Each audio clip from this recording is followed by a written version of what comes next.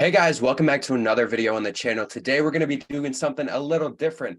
As you can see on the screen right now, we have a mock draft, but you may be asking, well, the NFL draft just happened, so what are we doing? And why do I see Myles Garrett, Marshawn Lattimore, Solomon Thomas, Leonard Fournette, and company on the board? Well, we're going to be going back and doing a 2017 NFL redraft. It has been about 6 years now since this has happened, so I thought, what a better time now as we see a lot of players start to progress. Sometimes it's easy to go back. Sometimes players progress when they're only in their second or third season, like we'll see with some of these guys. But 6 years, I feel like that's probably the perfect amount of time. We know if players are going to be good, if they're going to be superstars, if they're going to be elite, if they're going to be worth a first round pick. So also to know, I have the pre-draft order, so there's no trades in this. I just have the order that happened right before the draft, so you won't see some of the trades that we saw, obviously, like the Chiefs trading up to get Mahomes and everything. With that being said, let's just get right into it. In the first overall pick, we have the Cleveland Browns, and this is a no-brainer. I mean, Patrick Mahomes, oh, we haven't even started the draft. Patrick Mahomes is the best player in this draft, and for the Browns to be able to pick him is absolutely amazing. I know Myles Garrett has been elite, but there's no question here. And speaking of Myles Garrett, I'm going to have him go number 2 to the 49ers. I know that they need a quarterback, but I just feel like Myles Garrett, if you have the options between him and Deshaun Watson, you got to go with Myles Garrett. I still think he's probably the second best player in this draft, him and Mahomes, and then pretty much everyone else. There's some really good players, one that we'll talk about later who I think is probably in the top 3. But after that, it's kind of up in the air. Myles Garrett, though, going 2. And then number 3, we have the Bears, who we all know took Mitchell Trubisky, but they get to do it over here, and they're going to take Deshaun Watson, who in his peak, he was probably a top 5 quarterback in the NFL, still trying to work his way back up right now with the Browns. But I think you got to take him here. You need a quarterback and you get to do it over. You're not going to take Trubisky again. You can go with Deshaun Watson. And next up, we have the Jaguars at 4. And there's a guy that I was talking about before who's in the top 3 best players in this draft. Arguably the second best player. You could put him up there with Myles Garrett. I understand the comparison, and there's definitely a debate there. I still think Myles Garrett's a little better, but I'm not going to take anything away from this. TJ Watt is a top 3 player in this draft, and Jacksonville getting him at 4 is great for them. Number 5, we have the Titans with their first pick of the first round, and they need some help at wide receiver, as it says. So we're going to go with a guy who is probably one of the best wide receivers in the NFL right now. Fantasy-wise, he definitely is. He's up there. Definitely top 10. A lot of people have him in their top 5. I wouldn't be mad at that, but Cooper Kupp at 5 is a great pick, and these are the pre-draft rankings too. So just to take note of that, Cooper Kupp was the 77th best rated player on whatever big board this is going into this draft. So now he's going in the top 5. So a big jump for him. Next up, we have the Jets. And this is an interesting spot too, because there's a lot of good players left on the board. But I think they go towards more towards the offensive end. And you got a guy like Christian McCaffrey available on the board. I know 6 is pretty high, but he's going to be a transcendent player for them, and he's going to change this franchise. Hopefully for the better, they can start to lean on that run game with Christian McCaffrey there. Next up with the 7th pick, we have the Chargers, and originally taking Mike Williams. I thought about potentially just going back with that pick, but there's another guy, a pass catcher, who's available. Let's see how far down he is. Oh, there he is at 111th ranked. I think George Kittle's the pick here. I understand the idea that the Chargers have their guy who they originally drafted, Mike Williams, left on the board. But if you're going to give me the option between George Kittle and Mike Williams, I'm taking George Kittle. I think he's a better pass catcher, and you still get a big target. I know Mike Williams is still a really good receiver, and we'll see him go pretty high in this draft. But I think if it's between those two guys, I think you just got to go George Kittle. And next up, oh, they gave me an F rating on that one. Very interesting, because it's these pre-draft ratings, but funny to see all these picks, some of them being very high, Some of these guys who we'll see on the board, you could probably guess Solomon Thomas won't be drafted in this first round. So very interesting to go back and look at this. Next up, though, we have the Panthers. They're not going to be getting Christian McCaffrey, but I do think they're going to be getting a pretty good replacement, in my opinion, in Alvin Kamara. He's going to be able to run through that team, and he is going to be the star on that team for a while. Christian McCaffrey, obviously a transcendent player, but Alvin Kamara, who had less injury concerns throughout his career up to this point. So if this really happened in real life, Alvin Kamara going to the Panthers, you get probably more of a, I guess, more dependable with McCaffrey having all those injuries, and maybe we wouldn't see Alvin Kamara get traded to the 49ers like we would with Christian McCaffrey. So next up, we have the Bengals at 9, and I got them going with a wide receiver here. I think the second best wide receiver in this draft, arguably, actually, you know what? I'll probably say the first best. Looking through these guys, I think it's really close with some of these guys. I think Chris Godwin, though, I retract my statement from earlier. I think Chris Godwin is the best player. I think he's a little better than Mike Williams overall. I think he took a little longer to get into his groove, but recently, the past few seasons, he's been amazing. And I think they take him, the Bengals getting a wide receiver. Also looking at their team at the point, AJ Brown, you could pair him with Mike Williams, but I think having AJ Brown on the outside and putting Chris Godwin on the inside just makes a great combo there for Andy Dalton at this point. And then at 10, we have the Bills, and obviously trading this pick away to the Chiefs for Mahomes. I still think they stick with their guy in Tre'Davious White. Marshon Lattimore still on the board. Very interesting. This is a scenario where there might be a guy who you could argue is better at the position. But if you're the Bills, you have Tre'Davious White, who is an all-pro player and one of the best cornerbacks in the NFL for a while. Marshon Lattimore, you could argue, is a little better. But if you're the Bills, you got the pick. And why would you go back from that pick? I think you got to take the guy who is been one of the best players on your defense and one of the best cornerbacks in the NFL. I think you go with Tre'Davious White. Speaking of teams sticking with a guy, Marshon Lattimore is here.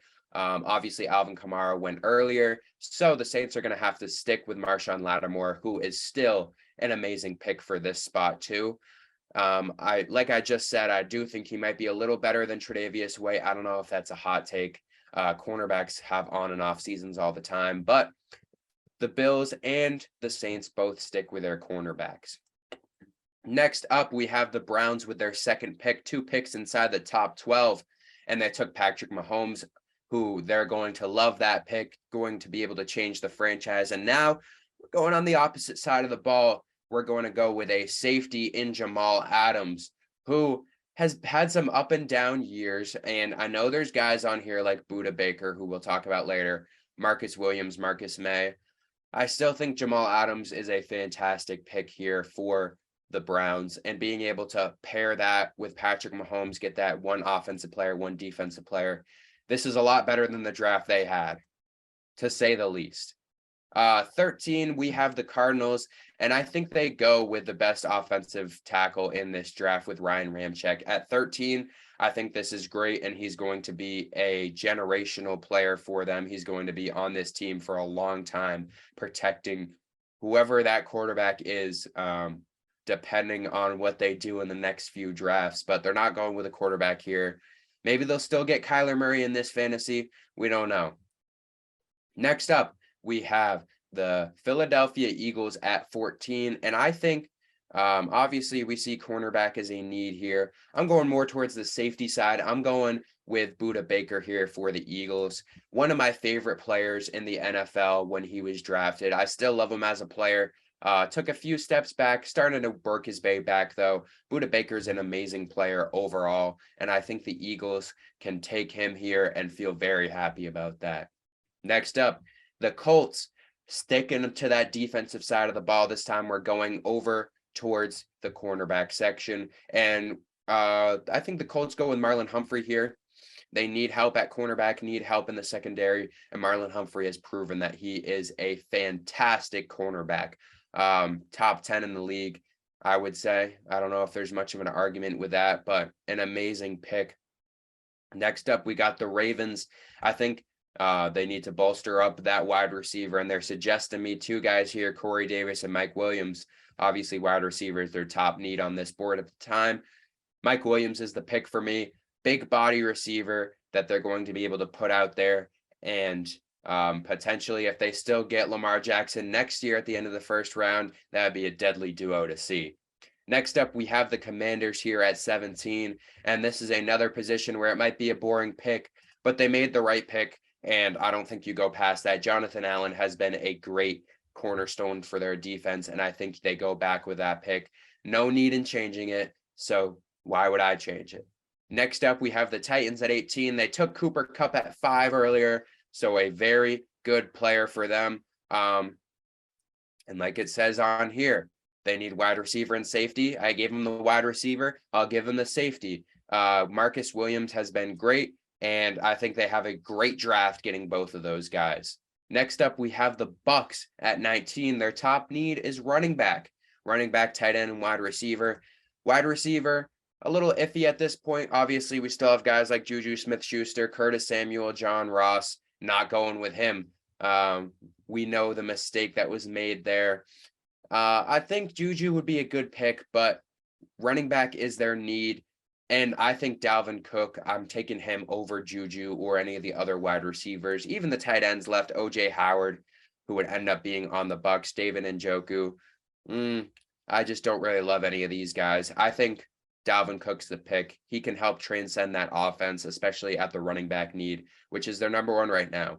And we've seen a lot of running backs go in the first round. This is a amazing running back class, as we still see another guy right here who's going to get drafted very soon. Not in this pick, though. The Broncos need offensive tackle, and we're going with Garrett Bowles. Not really much to say there. Just a great pick for them. Next up, we have the Lions at 21, and the Lions also need some help. It doesn't say that's their number one need right here. O-tackle and interior offensive line aren't there. But I don't think you can pass on Dion Dawkins here. He can help protect this team, and Dion Dawkins is arguably one of the best players in this draft, especially offensive line-wise. Next up, we got the Miami Dolphins at pick 22. And I have them going with Trey Hendrickson here. Just got to find him. 119th coming out of FAU. So in this kind of fantasy, they're probably going to give me a D pick here, but Trey Hendrickson has been amazing in the NFL. He's been able to develop into a great player, and they need some edge help. Yep, D plus pick right there. We know that that's probably a little better than a D plus pick as we're looking back on this. Next up, we have my New York Giants, and they took Evan Ingram originally. Not going back with that pick. He wasn't a bad player, and I think if we had Brian Daboll now, Evan Ingram would be a much different player. He's been able to show that he's a great player in Jacksonville with Trevor Lawrence. But sticking away from that pick, they need offensive tackle help. They need defensive line help. I'm going away from that, though. I think they still get a offensive weapon in Juju Smith-Schuster. Great throughout his rookie season, great throughout his first few years. Ended up going to be a Super Bowl champion with the Chiefs, which we saw this year. And I think that helps the offense overall. Next up, we got the Raiders. And cornerback is their number one need. I'm going with a cornerback here.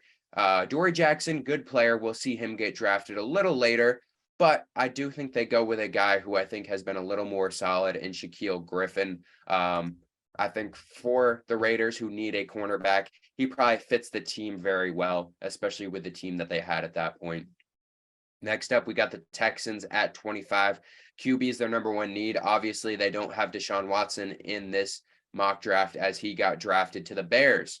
So we'll see them go with a different player here. And we're staying on the defense, and we're going to go with Awuzie. I think we're going to see a lot of corners go off, and only a few left who I would really consider first-round guys, and we'll talk about them later. But there's a lot of great cornerbacks in this draft, a lot of great running backs that we've seen, probably the two top positions in this draft. A lot of decent receivers too, but those two positions have been amazing in this draft, looking back on it.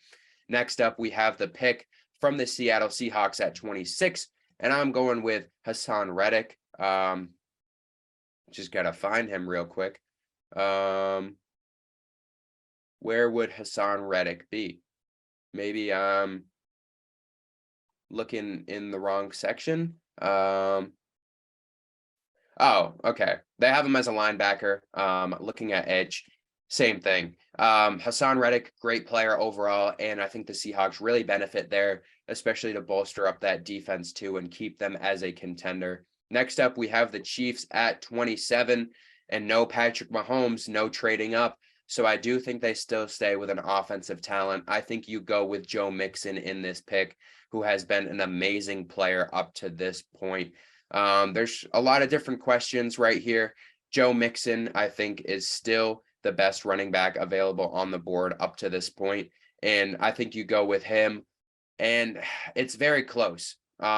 I would say between him and where can we find him? Aaron Jones, still a very good player too. I'm looking for Austin Eckler here.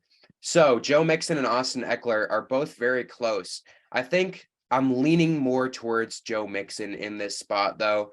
Austin Eckler, I think, is a very good fantasy running back, but I don't know. I just have a feeling that Joe Mixon would fit a little better into this system with Alex Smith and the wide receivers they have at this point. I do think it's very close, though. We didn't see Austin Eckler get drafted, so that's why it took a little while to scroll down and find him. But I do think that's still a solid pick. Next up, we have the Cowboys at 28, and I have them going with a safety in Malik Hooker. They need secondary, and Malik Hooker has fallen in this draft compared to where he originally got drafted, having him ranked as the 6th best player, as we just saw. Next up, 29th overall pick for the Green Bay Packers. I have them sticking. We're going to stay in the safety department. The secondary has been amazing in this draft. Marcus May is the pick for me. Next up, we have the Steelers at 30 as we're reaching the end of this draft. And I have them going with Adoree Jackson. Had some good years to start his career. A little questionable after that once he ended up getting to the Giants. Played well, but still a few question marks. I still think he's a first-round guy, and I think if he's in Pittsburgh, he'll be able to figure it out. Next up, we have the Falcons with the 31st pick in this draft. And this was an interesting spot. I wasn't really sure where I wanted to go with this, but I have them going with where could we find him? Did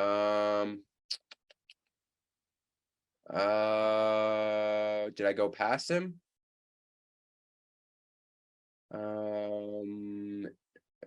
Oh, there he is. Matt Milano, ranked 231st in this, but I think he has been great for them. Getting some linebacker help. That's a D pick, but as we've talked about before, that's just how they have them rankings. I'm surprised it wasn't an F if he was ranked in the 200s going in the first round. But Matt Milano has been a great player, and he can help the Falcons stay to be in a contending spot, especially on that defense. And with the last pick in the first round of this 2017 redraft, we have the Saints, who at 32, they get Marshon Lattimore in the first round, but they don't get to get their other guy in Alvin Kamara. And we're going to go back with the running back selection. We got a few guys left on this board. One guy that we talked about earlier, Austin Eckler, ranked at 406.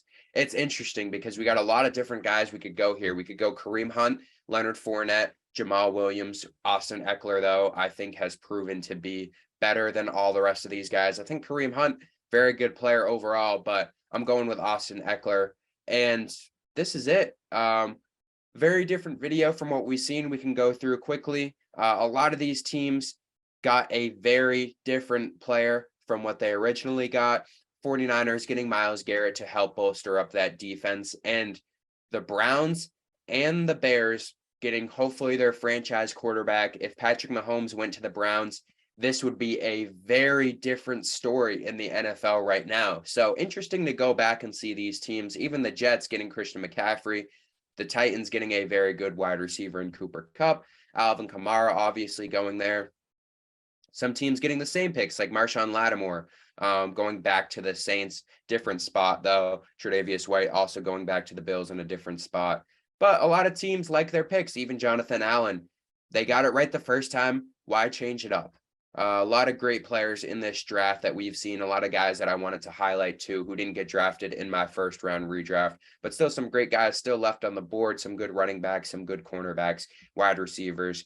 But as we look through, I mean, Austin Eckler, Joe Mixon, the rest of the guys on here, we have Alvin Kamara, Christian McCaffrey. That's 4 running backs in the first round, which if that happened today would be absolutely insane. But this running back class was absolutely insane. And the defenses too. We have 2 quarterbacks, Patrick Mahomes and Deshaun Watson, going in the top 3. Both of those guys didn't go in the top 3. So very interesting to see if that would have happened, how that would have changed. And overall, I know this is a very different type of video. If you want to see me doing anything else you want to see, 2018, 2016, 2019, anything you guys want to see, let me know down below. I can do these redrafts. Cool to see how teams would change up their picks, how players have progressed.